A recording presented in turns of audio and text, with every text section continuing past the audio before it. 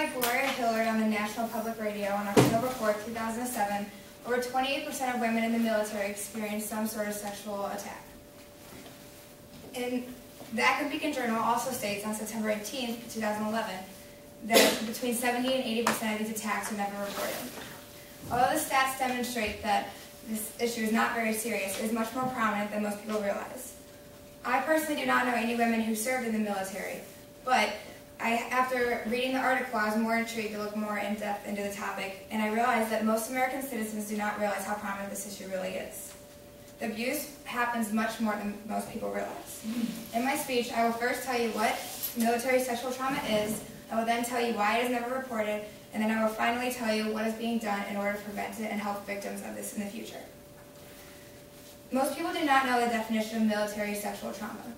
It is a type of sexual attack which usually involves rape, verbal assault by an officer or a coworker, or also forcing someone to do something in order to attain a higher ranking or a more desired assignment. In October 2008, a journal entitled Trauma, Violence, and Abuse reported that women are 20% more likely to experience military sexual trauma than men. Among these women, young women are also more susceptible.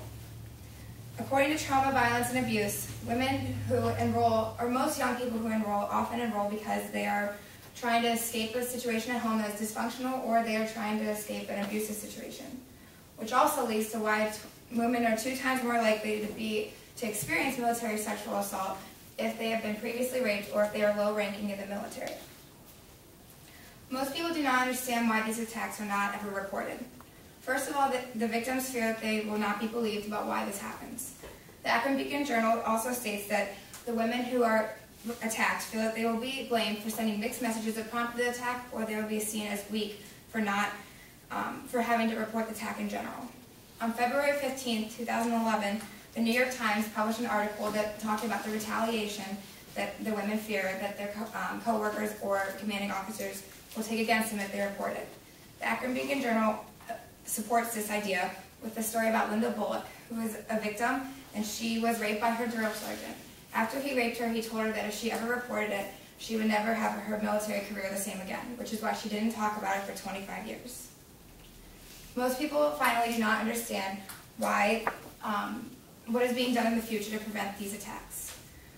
Trauma, Violence, and Abuse talk about the different health problems that are associated with military sexual trauma.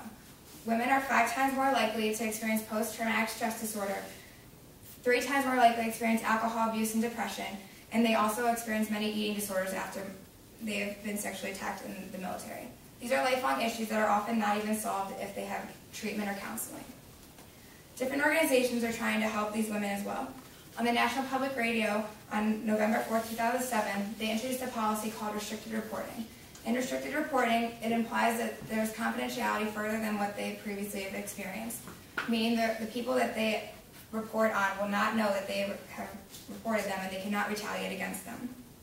In December 2007, the American Journal of Public Health spoke about Veterans Health Administration, which is a treatment program that is offering more help to the victims and also is increasing the number of hospitals they provide health in to get the people the help and counseling that they need for free. After researching the topic, I realized that this issue is more prominent than most people realize.